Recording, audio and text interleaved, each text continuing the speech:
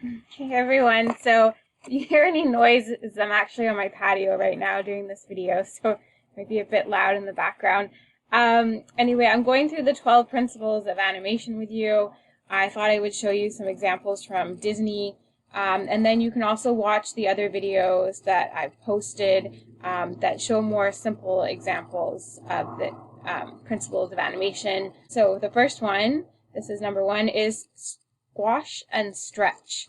So the squash and stretch principle gives the illusion of weight and volume to a character as they move. This is done by expanding and compressing the character's body. So to see the principle in action, take a look at this example from Pixar's, it's a short film called Day and Night. Notice how the two characters dance around their shapes and compress ever so slightly, and then stretch back into shape. Number two is anticipation. So anticipation is used to let the audience know that a major action is about to take place. So to do this, animators will often work in smaller action or two right before the major action happens to signal that something is about to come. So for example, this is Thumper, and Thumper draws attention to what's going to happen by pounding his leg, and then lets us know that something is going to happen next. So number three is staging. Staging is the principle that every pose or action that character makes should convey a clear intention. So take this example from Tinkerbell, for example, and if you were to isolate Tinkerbell and make a silhouette of each of her poses, so here's another example of her poses, you would be able to get the idea that Tinkerbell is overjoyed in the first pic, annoyed in the second one. So you can see how she's feeling just by those poses. So that brings me to another example of staging. Staging is also applies to movement in place. So to the movement and placing the image of the camera. So the scene from Finding Nemo, the swirl of the water, directs the audience attention to the totally sweet action where they are supposed to be looking at that moment. So the next one, straight ahead and pose to pose, essentially means so they could start with the first action as the drawing and then draw the last action and then draw what's in between each part. Or they could draw each pose as it goes and not know exactly where they're going to end up. So there's kind of benefits to both, and animators will use both. So straight ahead and pose to pose refers to the techniques by which animation is crafted. The pose-to-pose techniques involve drawing the key poses that you'd like the character to take first, and then filling in the transitional poses second.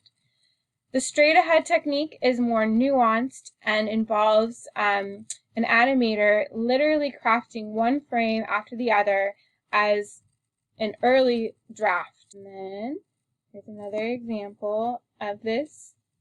So this is straight ahead is basically better for creating fluid and realistic actions, where pose to pose is more effective for dramatic and emotional scenes, where it's more about conveying like what the idea is about than the sense of the realness.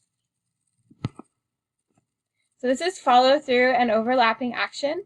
So the follow through principle argues that when a character is in action and stops, nothing stops all at once. So for example, this character is Mulan and she's moving her head, but you'll notice that her head stops, but then her hair still moves. That is an example of this. I do have another example here that's kind of similar. It's tied to this idea, which expresses the idea that if a character is in motion, some parts of the character move faster than others. So this is an example from Tangled. And notice how Rapunzel's hair moves faster than her body moves.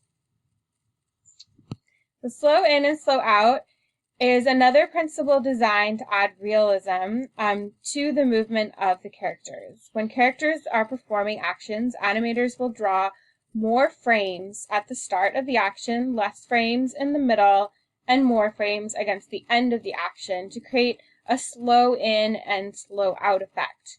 Kind of like a pendulum. So notice how Snow White's actions in this scene are slow at the beginning, fast in the middle, and then slow at the end. So arc is number 7.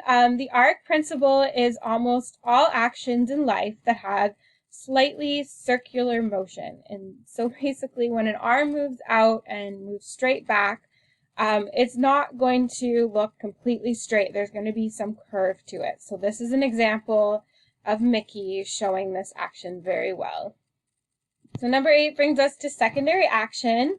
The secondary action is an additional action that reinforces and adds more dimension to the main action. So the main action in this scene is Bolt. His mouth has the carrot in it. That's the main action. But if you can see the secondary action is see his little foot flop at the end. That is the secondary action. Number 9 is timing. So timing helps create an illusion that an action is abiding by the laws of physics.